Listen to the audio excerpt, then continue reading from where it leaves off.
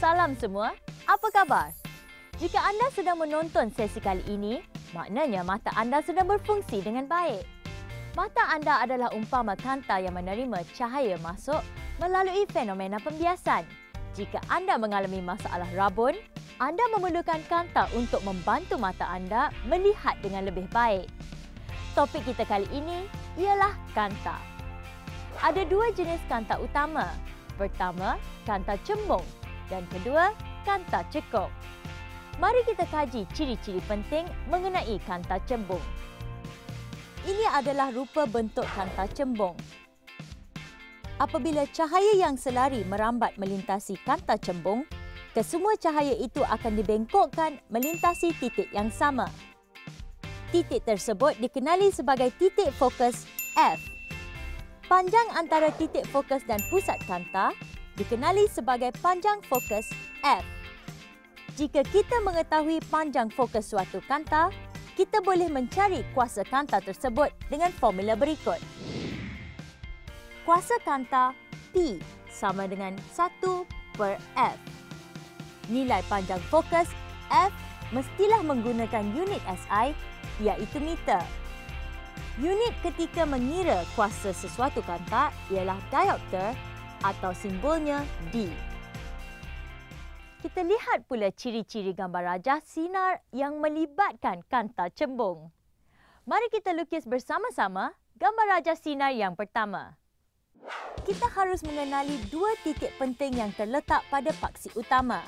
Titik tersebut ialah pusat optik P dan titik fokus F. Berikut adalah peraturan untuk melukis gambar rajah sinar bagi kanta cembung. Rajah sinar 1. Apabila cahaya merambat melintasi pusat optik, cahaya ini akan bergerak dalam garis lurus. Rajah sinar 2. Apabila cahaya merambat secara selari dengan paksi utama, cahaya ini akan dibiaskan melintasi titik fokus F di bahagian belakang kanta. Rajah sinar 3. Sinar yang dituju ke titik fokus F terbias selari dengan paksi utama. Sekarang kita akan pelajari pula cara melukis imej yang terbentuk oleh kanta cembung apabila objek terletak pada kedudukan melebihi 2 kali ganda panjang fokus F iaitu U lebih besar daripada 2F. Langkah 1. Mula-mula kita lukis kedudukan objek yang terletak pada kedudukan jaraknya melebihi titik 2F. Langkah 2. Kemudian kita lukis garisan cahaya yang bermula daripada puncak objek dan sambungkan ia sehingga melintasi pusat optik O. Langkah 3. Selepas itu, kita lukis satu lagi garisan yang selari dengan paksi utama. Setelah ia menyentuh kanta, kita bengkokkan laluannya sehingga ia melintasi titik fokus F. Sekarang, kita boleh lihat kedua-dua garisan cahaya tadi bersilang antara satu sama lain. Pada titik persilangan ini, kita lukiskan imejnya seperti berikut. Ciri-ciri imej yang terbentuk ialah songsang, mengecil dan nyata. Apa kata kita melukis gambar rajah sinar untuk menunjukkan imej yang terbentuk daripada sebuah kanta pembesar pula?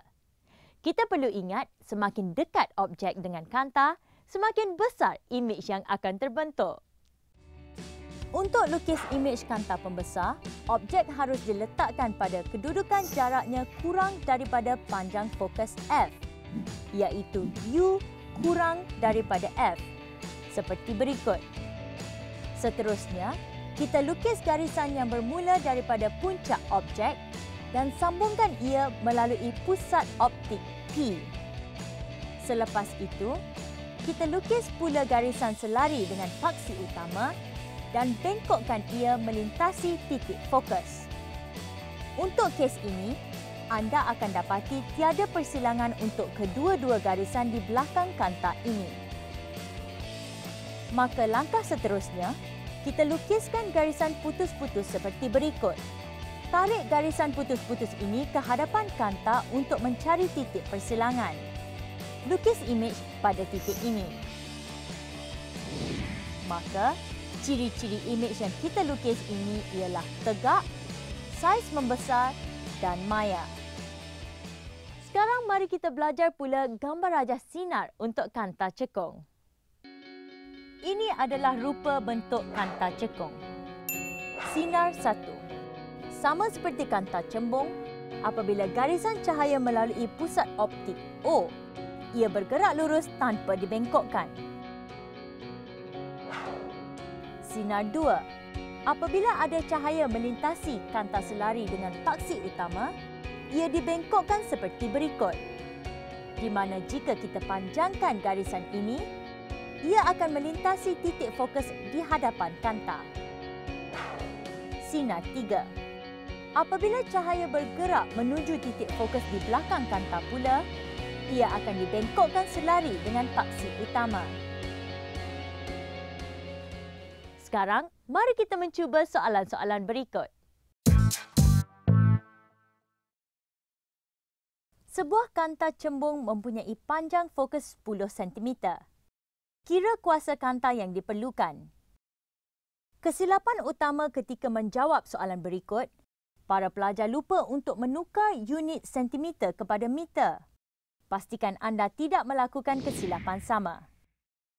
F sama dengan 10 cm, sama dengan 10 bahagi 100, sama dengan 0.1 meter. Maka, kuasa kanta P sama dengan 1 bahagi 0.1 sama dengan 10. Maka jawapan akhir kita ialah 10 diopter atau 10D. Pastikan anda tulis unit yang betul. Lukis rajah sinar untuk menunjukkan lokasi imej kepada objek tersebut. Jawapan. Mula-mula, lukis garis sinar garisan lurus bermula daripada objek X dan melintasi pusat optik. Kemudian, daripada objek X, lukis pula garis sinar yang selari dengan paksi utama. Apabila ia melintasi kanta, ia akan dibengkokkan seperti berikut. Selepas itu, lukiskan garis putus-putus yang menyambungkan garisan yang bengkok tadi ke arah titik F. Akhir sekali, lukiskan imej pada titik persilangan antara garis-garis putus dan garisan yang pertama tadi.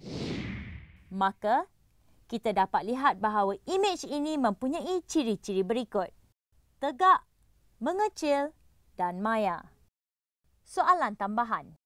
Kira kuasa bagi sebuah kanta cekung jika panjang fokusnya ialah 5 cm. Jawapan. Guna formula P sama dengan 1 bahagi dengan F. Tips. Untuk kanta cekung, nilai panjang fokus F secara automatik akan jadi negatif.